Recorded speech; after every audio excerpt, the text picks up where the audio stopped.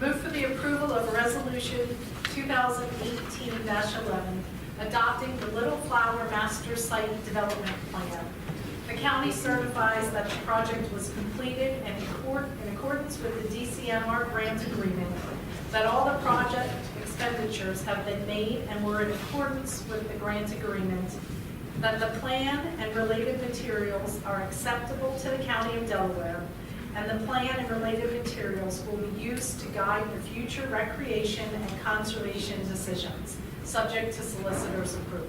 Second motion. So motion and second. Recognize Ms. Holmes, Mr. Beckley. Whoever drew the short straw, placing Ms. Hill.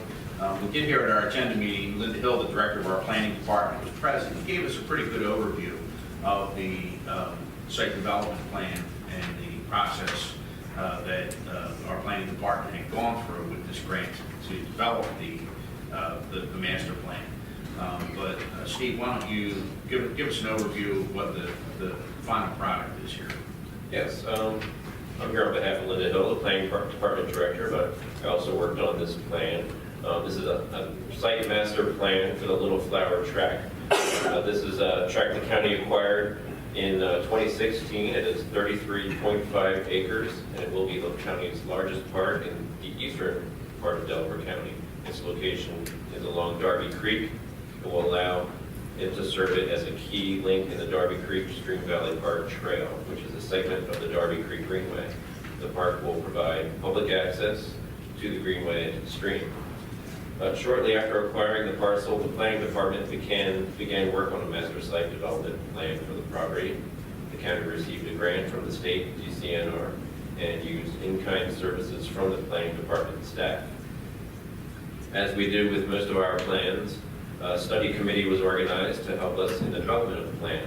The team included 2 members of the County Parks Board, the director of the Parks Department, 2 elected officials from Darby Borough, Upper Darby Park and Recreation Director, former state representative Nick McCosey, a representative from the County Heritage Commission, the County Conservation District, and the Conference of Visitors Bureau. The study committee met 5 times during the development of the plan to provide their expertise, ideas, and to provide feedback.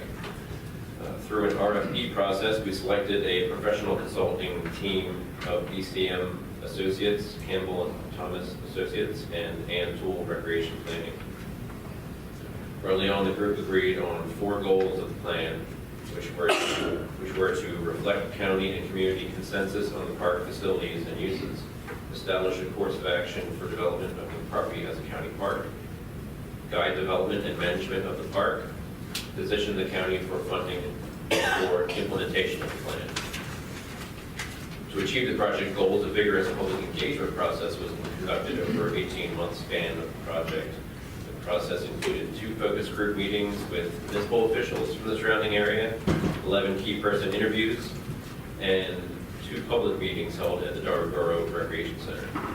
At first, much of the discussion centered around the residents' concern for site safety, cost of maintenance of the park, and impact of the park development on the local communities. Throughout our outreach sessions, a consistent theme emerged that the park should focus on passive rather than active recreation. And after consideration of 3 different park concepts, we settled on one. And as we see shown here, the final site development drawing. The proposed plan capitalizes on existing elements of the landscape, including a scenic overlook to allow for viewing of Darby Creek Stream Valley, an alley of trees connecting various areas of the site to the mansion, picnic groves, a multi-purpose recreational space, a playground, internal trail system, and connection to the Darby Creek Trail. An educational center is proposed for a building known as the Barn, which will also act as a trailhead. Community health and healthy eating are important concerns in the community surrounding, so we included a community gardens, just like similar to the one at Rose Tree Park, which was very successful. A few words about the Woodburne mansion on the site. As you know, the site has a rich history, and a reuse of the historic and cultural resources on the site were a concern from the start. The historic significance, condition, cost of repair, and restoration for the 49,000 square foot 1907 drum barrel mansion is discussed in detail in the document. While there was no need identified for a public recreational use of the structure, several potential redevelopment ideas were discussed, and the mansion remains on the site development plan. However, the plan notes that due to its extreme deteriorated condition and cost of restoration, if the building is to be reused, it will require a public-private partnership. The plan also notes that if preservation of the building does not come to fruition, there are proposed alternate uses of the building footprint on the site should the mansion be removed. And the plan identifies federal, state, and local sources of funding for the park and trail improvements. The plan also recommends funding strategies for the Woodburne mansion. The last chapter of the plan addresses county capacity to maintain the park once developed. The chapter sets forth maintenance goals and provides a sample budget for various tasks associated with maintenance of the park at full build-out. Opportunities for public engagements in programming as well as support for park development and maintenance through Friends of Group is also recommended. I'd like to acknowledge Karen Holm, the project manager, and we worked together with her to develop a comprehensive document that reflects the needs and wants of the community. Karen's right here. And Mark Manfrey, the Parks and Recreation Department Director, who was also invaluable to us in supporting the project as it went along. And so thank you for your time, and again, we're asking for you to formally adopt the plan and to also sign the DCNR grant closeout resolution. Thank you, Steve. Are there questions for Steve? No, I'd just like to add my thanks to the team for the tremendous amount of work that I know went into this. You laid out a plan and a timeline over the last 18 months or so that I think reflects a lot of public input in the ultimate outcome here. And as we said, this is a corner of the county in the southeast that's really desperately in need of open space and all the health and quality of life benefits that come with that. So this is tremendously important for our county, and in particular for the southeastern portion. And there's a lot of work to do here to turn this into a reality, but this is a great first step. And I also want to appreciate the recognition of the importance of the Woodburne Mansion and the gem that it could be, but also understanding that there may be a whole lot of money and work that make it untenable. So the fact that there's real optionality in the plan and flexibility for what we can find to be done with that is a good way of kind of approaching it. So thank you. You're welcome.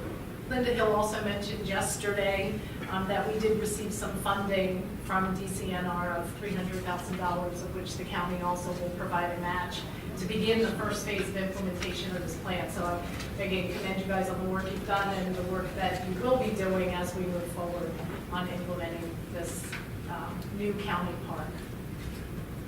I'd also like to reiterate some of the comments I made yesterday on my desires to see more playgrounds in our park system, especially in an area where, as folks have spoken about, there might not be a lot of open space and a lot of opportunities for children to play. It would strike me as an opportunity for us to put a destination playground of sorts here. I know Ms. Hill spoke about the fact that that would be one potential option should we be unable to save the Woodburne mansion for that footprint, and no doubt there will be other areas in the park where we could do that. But I would just like to reiterate my interest in on behalf of those who are in nursery school or school today can't come here and speak. I think if they could and they were interested, they say build a playground. So I'll say another one. Considering those comments. Thank you. Steve, keep the grants coming. You go up there Guys, first. keep the grants coming. All right. Thank you. Thank you. Steve and Karen, I want to thank you so much for all the work you've done. This is a project that you can really look at and say, almost can be used as a model for what should be done to plan for these types of things, because the community, both, from elected officials to local governments to just community members themselves, were very engaged in this project. And we got a lot of input, great input, everything from build a casino there to what you see here today. And it was, like I said, very, very engaged. It was really a collaborative effort that led to what I think is a terrific plan. for an area that has been there. If you live in the southeast portion, a lot of times you might have driven by this property and not even know what was there. The Little Flower Nursing Home sort of is out in front, and there wasn't access to this. And one of the things that I'm proud of that we've been able to do, especially in my area, the southeast part of the county, is to take pieces of land or places like this, with our Darby Creek Trail and this particular property, places that were existing in there, never really open to the public or available to the public. And this will open it up to the public and allow them to enjoy, as was said before, the needed green space. So thank you for all the work that you have done on it, Mr. Manfrey and his department for all the improvements that they've made there so far. And we look forward to the eventual plan coming to fruition and having a real gem there. So thank you. So unless there's any further comments, all those in favor of agenda item number 11 is presented, signify by saying aye. Aye. Any opposed? The ayes have it. Thank you. Item number 12, move for the approval to advertise for bids and repair and/or replacement of roof for the Woodburne mansion located at Little Flower Park, subject to solicitor's approval. Second motion. There's a motion and a second. Mr. Pearson, the Director of Public Works, is present. Jack, please tell us about what the proposal is here. Good morning, Mr. Chairman and members of council. First, let me add, I believe it was 1967, my grandfather was actually in Little Flower Manor. He was actually in Woodburne. That was an old people's home, if you will. And I was sitting there reminiscing as you were talking, Mr. Chairman, and I do have some good memories of that property. I'm here today to ask for approval to advertise for bids for a repair or replacement of the roof of Woodburne mansion located at the Little Flower Park. This is a project at the mansion to try and stop the moisture and water infiltration into the building. We've checked with some contractors and manufacturers in the area to get an idea of the best product, the best way to proceed on the project. Whether we do a temporary measure or a full roof replacement. One contractor suggested targeting the roof as a temporary measure. One of the methods we are looking at, is to shrink wrap system that was brought to my attention by Councilwoman Marone. This was used in a building in Exton, and Joe Barbados, structural engineer, has been in contact with the manufacturer to set up a meeting so we get an estimate for what this would cost in this type of system to shrink wrap this. I believe once we stop the water, we can then possibly get an engineering study done as the feasibility of what the use of this building could be used in the future. After the meeting yesterday, I did talk to Linda Hill. She does have some paperwork she's going to be forwarding over to us with some studies that were done on the building as far as what it could be used for. And we'll look at that as we get. Now, Mr. Chairman, can I just ask you, I'm thinking, we all know where this is exactly, but if maybe you could say, there might be people in the audience that really just aren't aware of exactly where this is. Well, we just heard about the Little Flower Manor, this park, which is, I guess, it's still a temporary name for what is known as Little Flower Manor, which is a nursing facility, long-term nursing facility. If you look at the lower left-hand portion of that plan, and it's still in black and white, you see where the building is. It's sort of located behind it. This is along Darby Road, Springfield Road. At literally the intersection of Upper Darby, Darby Borough, Collindale, and the Borough of Walden. And located on Springfield Road, bordered by the Darby Creek. The Woodburne mansion is that tan piece that's up in the top left-hand corner that is we're looking at is attempting to preserve. I guess we could characterize the proposal from Mr. Breland today as an effort to put the building on life support for a little bit of time. But it is a Horace Trumbauer architect designed mansion. If you go down there in Cutchin, it looks like a White House. I always thought, if you go down and take a look at it as you come up to it. But Horace Trumbauer was a famous architect of the early 20th century in and around the Philadelphia area. So it's got quite a history to it. It was owned by the Scott family, later made famous in the Philadelphia story. And goes back to actually President Lincoln's war secretary.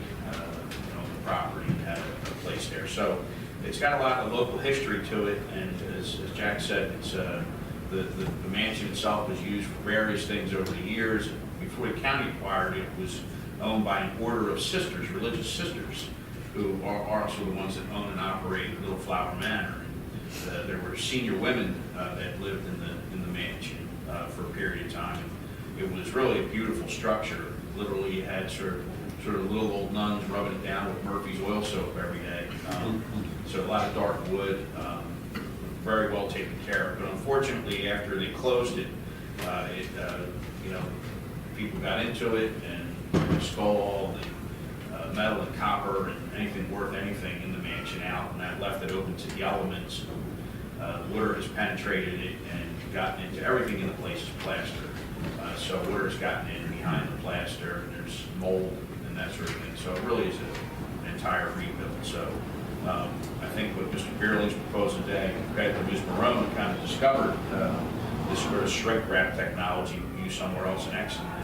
As I said, perhaps this is an effort to put the building on some life support while public-private partnerships are explored.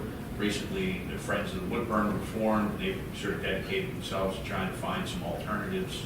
So we want to work with them, with Mr. Manfrey's Department of Parks and Recreation, and see what we can do.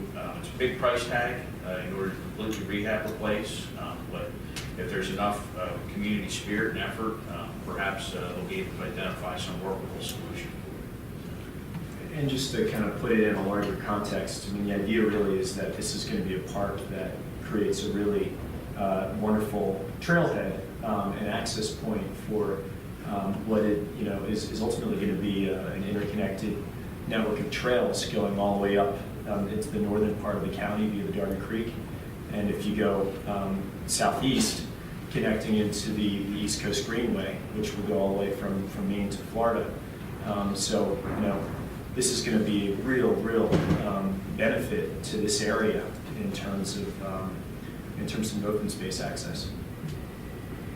And that's basically what we're trying to do, is just preserve what's there until we can make a decision on it. I think move forward with the park. Exactly. Any further questions for Mr. Beerling or comments on this agenda item? And if not, then all those in favor of agenda item number 12 is presented, signify by saying aye. Aye. Any opposed? The ayes have it. Thank you.